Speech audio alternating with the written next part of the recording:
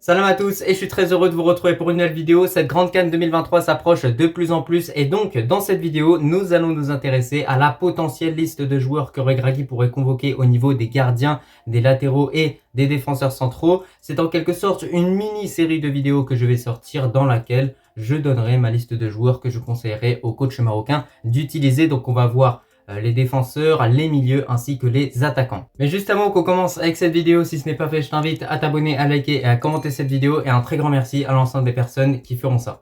Premièrement, pour cette liste, je tiens à dire que je la monte entièrement à l'aide de la liste élargie de 55 joueurs de Walid Regragui et une vidéo est déjà disponible à ce sujet. Je t'invite franchement à aller la voir.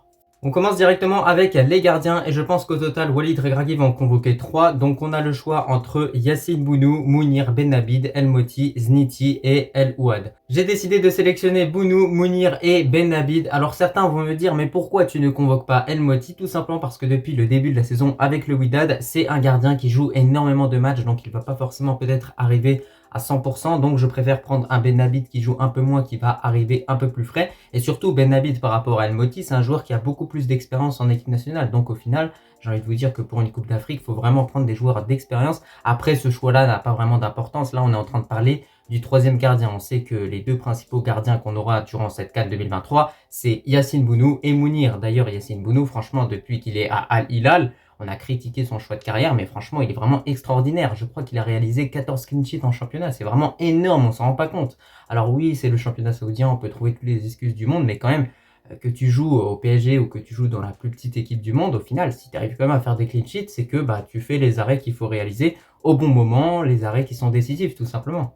En tout cas, j'espère de tout cœur que durant cette Coupe d'Afrique en Côte d'Ivoire, on pourra compter sur les arrêts de Yassine Bounou et de Mounir. N'hésitez pas à me donner en commentaire votre liste de gardiens, mais en tout cas, Mounir et Bounou, ils ont vraiment tout, ils ont tout simplement l'expérience. On passe maintenant aux latéraux. Logiquement, coach Walid en sélectionnera 4 au total. On peut convoquer Hakimi, Mazraoui, Achatalla, Amloud, Moussaoui, Massina, El Hilali et pour finir, Mohamed Chibi. Alors néanmoins, petite information à prendre en compte par rapport aux latéraux, c'est l'éventuel forfait de Mazraoui qui a été annoncé il y a quelques temps. Donc il y a des rumeurs qui nous disent comme quoi il pourrait être disponible quand même pour cette Coupe d'Afrique. Alors voilà, il faut voir quand même le degré de sa blessure. On espère en tout cas qu'il sera à 100%, mais s'il n'est pas à 100%, j'ai envie de dire que c'est peut-être plus rentable de prendre justement un autre latéral qui pourrait être à 100% durant l'ensemble de la compétition. Parce que si Mazraoui au final il peut être uniquement frais pour les huitièmes de finale, ça peut apporter quelque chose, mais d'un autre côté, peut-être qu'il va justement avoir du mal à rentrer directement dans la compétition.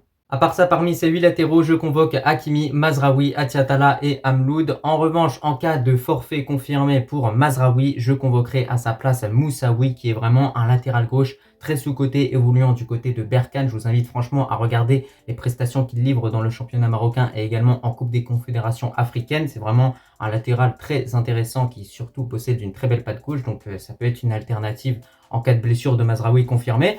Mais sinon, à part ça, on a Tiatala, Kimi, voilà, ces deux joueurs qu'on connaît par cœur. On sait à quel point ils ont vraiment un rôle central dans notre équipe nationale. C'est eux qui occupent un petit peu cette fonction de navette, d'apporter offensivement, apporter défensivement.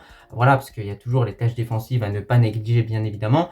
Alors, Atiatala était vraiment bon en équipe nationale ces derniers temps. On voit qu'en ce moment, il a un petit peu de mal. C'est également le même cas de figure avec le Wydad. On espère que avant cette CAN, il va réussir à récupérer un niveau bon, tout simplement, parce que franchement, j'ai pu voir son match contre Simba en Tanzanie. C'était vraiment un match qui n'était pas terrible de sa part, donc on espère qu'il va vite se rattraper. Concernant Achraf Hakimi, logiquement, il devrait arriver en forme. C'est un joueur qui va arriver avec une certaine détermination et motivation, et on sait à quel point c'est un leader dans notre équipe, donc va falloir clairement qu'il le montre sur le terrain. Après, voilà, bien évidemment, j'ai sélectionné ces 4 latéraux, mais ça n'empêche pas que les autres latéraux ne démérite pas de faire partie de cette liste élargie de 55 joueurs. Mohamed Chibi, c'est un joueur qui performe bien du côté du championnat égyptien. On a également tout simplement Massina aussi, qui évolue du côté de la Serie A. Ça peut être également une alternative en cas de blessure confirmée de Mazraoui. Après, reste à voir si Massina a la vitesse pour la Coupe d'Afrique. Voilà, parce qu'on sait que c'est un joueur qui est costaud, il n'y a pas de souci au niveau de ça, mais peut-être qu'il manque un petit peu de vitesse. Et il y a aussi un autre joueur qui n'a carrément pas été sélectionné dans la grande liste de 55 joueurs de Walid Regragui. C'est tout simplement Boutouil, joueur évoluant du côté de Sundown en Afrique du Sud. Alors moi je vous le dis, je pense que c'est un joueur qui méritait au minimum de figurer dans cette liste élargie de 55 joueurs. C'est dommage parce que franchement c'est un très très bon latéral gauche, je vous le dis encore une fois.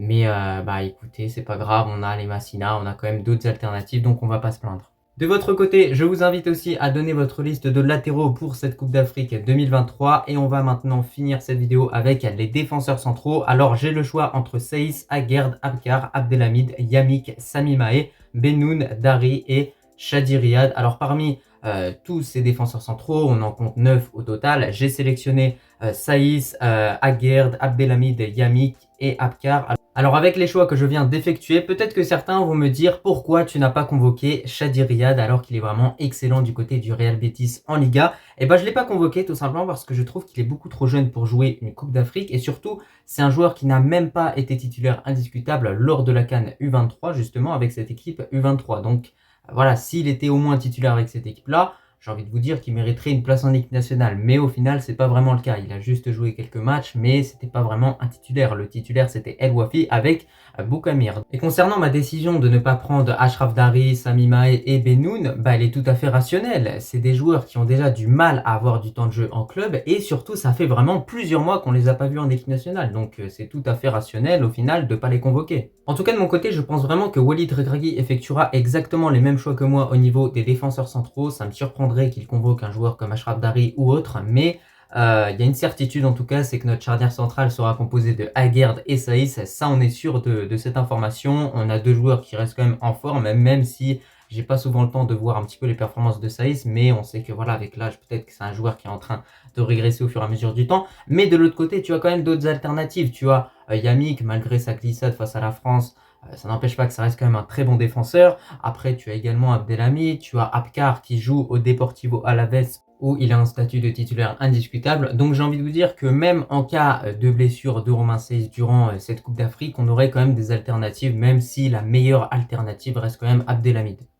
Mais quoi qu'il arrive, Inch'Allah, j'espère que cette charnière centrale Aguerd Saïs nous permettra de retrouver la solidité défensive qui nous a permis de nous hisser jusqu'en demi-finale de la dernière Coupe du Monde au Qatar parce que c'était une de nos forces justement. Et là, on a l'impression que sur ces derniers mois, c'est devenu un peu plus compliqué défensivement, même si le match face à la Tanzanie a été très rassurant concernant cet aspect-là. Donc voilà, on espère qu'ils vont retrouver la confiance.